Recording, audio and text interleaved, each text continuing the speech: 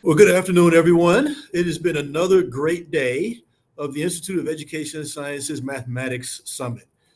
Thank you all for joining us today. We were joined this morning by earlier this afternoon by Deputy Secretary of Education, Cindy Martin, who introduced us to five of the day's most inspiring speakers, all student voices, each one in her own right, a STEMinist. And I love that term. A quick glance through the event chat really underscored the value that educators see in the voices of students. And the Deputy Secretary reminded us that one of the goals coming out of this summit should be to build systems of excellence and not enough to see pockets, and it's not enough to see pockets of excellence.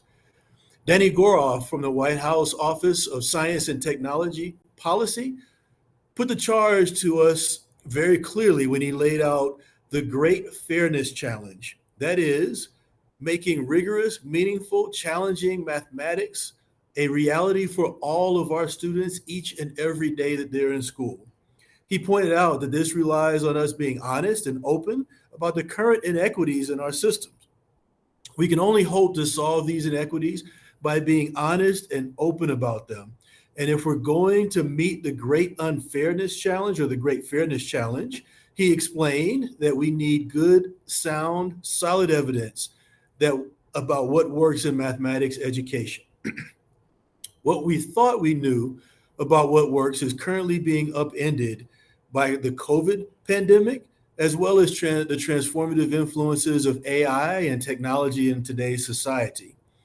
We need to recommit ourselves to investing in investigating what works. We are exploring through this summit some of what works and also identifying important questions we all need to do more to work to find answers to. We had dozens of breakout sessions today.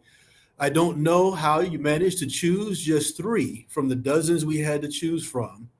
And don't forget that they're available for you and your colleagues to go back and watch at any time if you missed something that was important to you.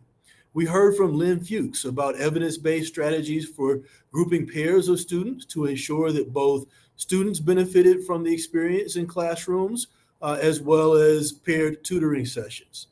Jason Simba helped us explore the questions of what's the active ingredient in high dosage tutoring and whether we should be thinking differently about the program characteristics that matter most for building successful, sustainable, high dosage tutoring programs.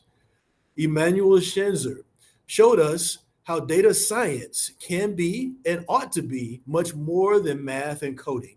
He demonstrated rigorous applications across domains and reminded us of the importance of civically responsible data science and how we need to meet students' needs where they are, learn about what matters to them, and engage them in data science that builds on their interests and their values.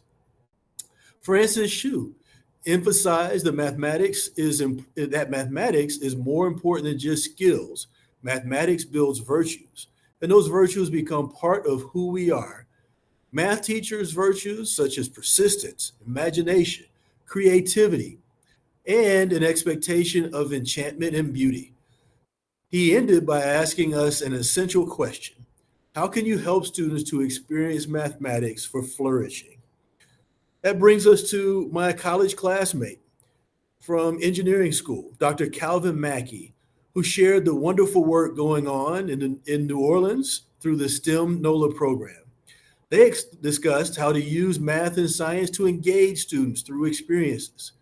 He talked about working with students to build things, to construct things, and to even blow things up at times, to ensure that we're connecting students to the math and science that they're learning in the classroom. And it's those experiences that will keep them engaged, those experiences that will enable them to see how mathematics is applied once they leave our classrooms.